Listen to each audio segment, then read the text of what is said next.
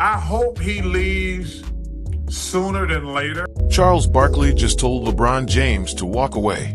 Not slow down. Not take a backseat. Walk away. Retire. Leave the game before the game leaves him. And coming from someone like Chuck, that's not just commentary. That's a warning. LeBron James hasn't played a single game this season. Not one. The Lakers are rolling without him. 7 wins, 2 losses, leading the Pacific Division. And while the team moves forward, the King sits on the sidelines, battling sciatica, offering advice from the bench like a coach in a player's body. Some fans believe this is just a bump in the road. Others, they're starting to wonder if this is the beginning of the end. But here's where it gets heavy. Charles Barkley didn't just casually suggest LeBron should retire. He said he hopes it happens sooner than later. He said he doesn't want to see LeBron just hanging on. And then he got personal. He admitted that his own final seasons were humiliating, frustrating, a struggle that tarnished the legend he had built. Chuck lived through that pain, and now he's watching one of the greatest players in history inch closer to the same fate. Father Time is always going to win, Barkley said. And that line hits different when you realize LeBron is 40 years old, entering his 23rd season, with a body that's been carrying the weight of basketball immortality for over 2 decades. This isn't about disrespect. It's about legacy. LeBron James is arguably the greatest player to ever touch a basketball. For championships, 21 straight All-Star selections, the all-time leading scorer in NBA history.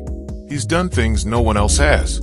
He made history last year by playing alongside his son Bronny, the first father-son duo to share the court in NBA history. That moment alone could have been the perfect curtain call, the fairy tale ending. But LeBron didn't walk away. He signed back up. And now, as the injuries pile up and the game slip by without him, people are asking the uncomfortable question: is he chasing something that no longer exists? Barkley isn't the only one thinking it. The whispers have been growing louder. Some media outlets have suggested that LeBron's refusal to retire is less about competing and more about control, about staying relevant, about not letting go of the throne. Even as the crown gets heavier, it could be argued that LeBron wants to play long enough to see his younger son Bryce, 18, enter the league. But LeBron himself shut that down. He said he's not waiting around for Bryce. So what's keeping him here? This is where the tension builds. Because on one hand, you have a legend who's earned the right to play as long as he wants. On the other, you have the cruel reality that every extra season risks eroding what he's built. Kobe Bryant played through his final years with torn tendons and broken bodies, and fans remember the struggle as much as the glory. Michael Jordan's time with the Wizards is often left out of highlight reels.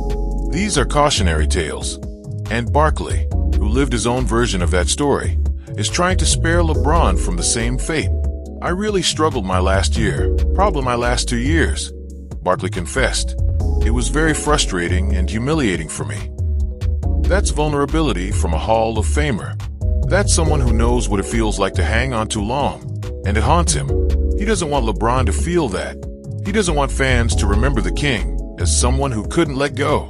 But here's the twist no one's talking about. The Lakers don't need LeBron right now. They're winning without him. The team has found rhythm, chemistry, and confidence in his absence. And while that might sound like a good thing, it's also a devastating reality check. Because if the Lakers can thrive without their franchise player, what does that say about his role moving forward? Is he still the centerpiece? Or has he become a luxury? A nostalgic presence? A symbol of what once was?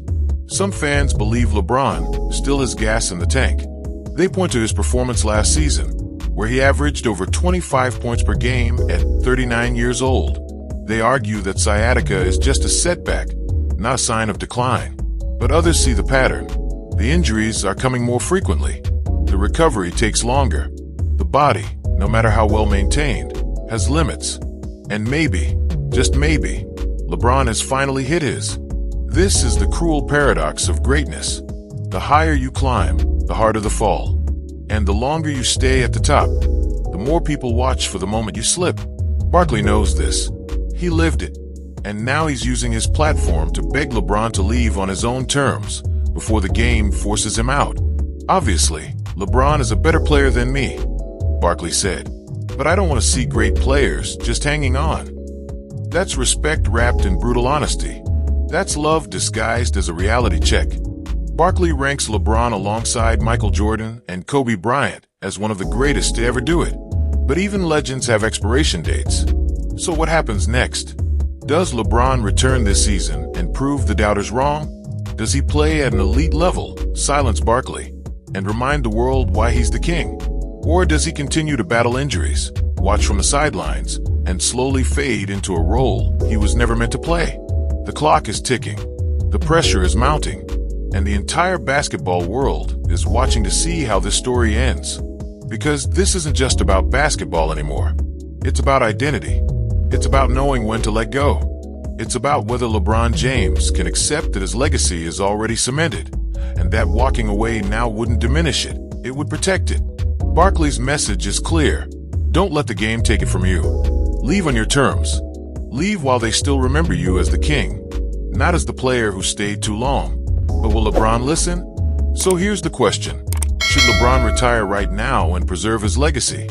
Or does he owe it to himself and the fans to keep playing until his body literally can't anymore?